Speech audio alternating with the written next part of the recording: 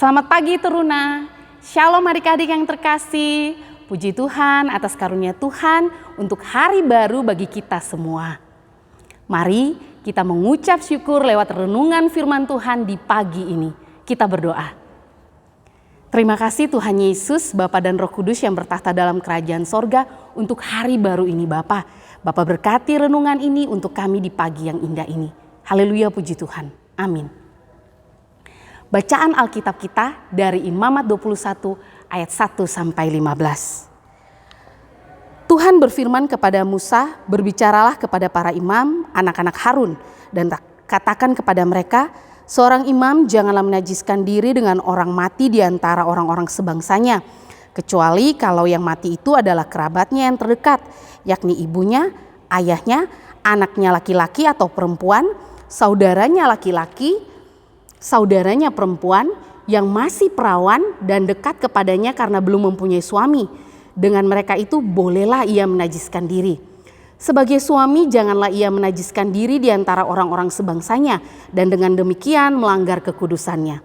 Janganlah mereka menggundul sebagian kepalanya dan janganlah mereka mencukur tepi janggutnya dan janganlah mereka menggoresi kulit tubuhnya. Mereka itu harus kudus bagi Allahnya dan janganlah mereka melanggar kekudusan nama Allahnya. Karena merekalah yang mempersembahkan segala korban api-apian Tuhan, santapan Allah mereka. Dan karena itu haruslah mereka kudus. Janganlah mereka mengambil seorang perempuan sundal atau perempuan yang sudah dirusak kesuciannya. Atau seorang perempuan yang telah diceraikan oleh suaminya. Karena imam itu kudus bagi Allahnya. Dan kamu harus menganggap dia kudus, karena dialah yang mempersembahkan santapan Allahmu. Ia harus kudus bagimu, sebab aku Tuhan yang menguduskan kamu adalah kudus. Apabila anak perempuan seorang imam membiarkan kehormatannya dilanggar dengan bersundal, maka ia melanggar kekudusan ayahnya dan ia harus dibakar dengan api. Imam yang terbesar di antara saudara-saudaranya yang sudah diurapi dengan menuangkan minyak urapan di atas kepalanya dan yang ditahbiskan dengan mengenakan kepadanya segala pakaian kudus, janganlah membiarkan rambutnya terurai dan janganlah ia mencabik pakaiannya. Janganlah ia dekat kepada semua mayat, bahkan janganlah ia menajiskan diri dengan mayat ayahnya atau ibunya. Janganlah ia keluar dari tempat kudus supaya jangan dilanggarnya kekudusan tempat kudus Allahnya, karena minyak urapan Allahnya yang menandakan bahwa ia telah dikuduskan ada di atas kepalanya. Akulah Tuhan. Ia harus mengambil seorang perempuan yang masih perawan, seorang janda atau perempuan yang telah diceraikan atau yang dirusak kesuciannya atau perempuan sundal, janganlah diambil, melainkan harus seorang perawan dari antara orang-orang sebangsanya, supaya jangan ia melanggar kekudusan keturunannya di antara orang-orang sebangsanya, sebab akulah Tuhan yang menguduskan dia.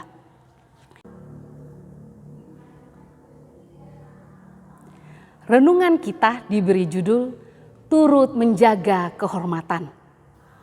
Sungguh miris jika kita membaca berita dalam surat kabar tentang 14 remaja yang ditangkap karena pesta seks di sebuah hotel. Para remaja putra menyatakan melakukan perbuatan terlarang itu untuk memuaskan hawa nafsu. Sedangkan para remaja putri melakukan perbuatan tidak kudus itu untuk memperoleh uang karena mereka anggota dari jaringan prostitusi online. Tentu ada sanksi atas tindakan mereka, baik dari kepolisian maupun pihak sekolah. Namun demikian, yang menanggung malu bukan hanya mereka, karena orang tua atau keluarga ikut tercoreng nama baiknya. Adik-adik, jangan mengira bahwa kekudusan hidup anak tidak ada hubungannya dengan orang tua. Dalam ayat 9 dijelaskan, apabila anak perempuan seorang imam membiarkan kehormatannya, dalam hal ini keperawanannya, dilanggar dengan bersundal, maka ia melanggar kekudusan ayahnya. Artinya, perbuatan tidak baik seseorang anak akan mendatangkan akibat buruk bagi orang tuanya. Walaupun sebenarnya yang paling dirugikan tentu anak tersebut, atau orang yang melakukan pelanggaran. Sebab dinyatakan dalam ayat 9 bahwa anak tersebut harus dibakar dengan api atau dihukum mati. Adik-adik, anak seorang imam harus menjaga kekudusan hidup kudus, apalagi kita sebagai anak Tuhan yang telah diselamatkan dan disucikan oleh darah Kristus harus lebih lagi berhati-hati dalam menjaga kekudusan diri, baik lahir maupun batin. Lawanlah godaan iblis dengan iman yang teguh. 1 Petrus 5 ayat 7-11. Kita harus turut menjaga kehormatan keluarga, terlebih nama Tuhan. Jadi kita jangan sembarangan berteman dan mengikuti ajakan yang menyesatkan serta menghancurkan masa depan sendiri. Mari belajar mengendalikan hawa nafsu dengan berlatih berpuasa, terlebih memohon bimbingan Roh Kudus. Hidup kudus itu mutlak hukumnya. Sebab tanpa kekudusan tidak seorang pun akan melihat Tuhan. Ibrani 12 ayat 14. Demikianlah renungan kita di pagi yang indah ini. Mari kita berdoa.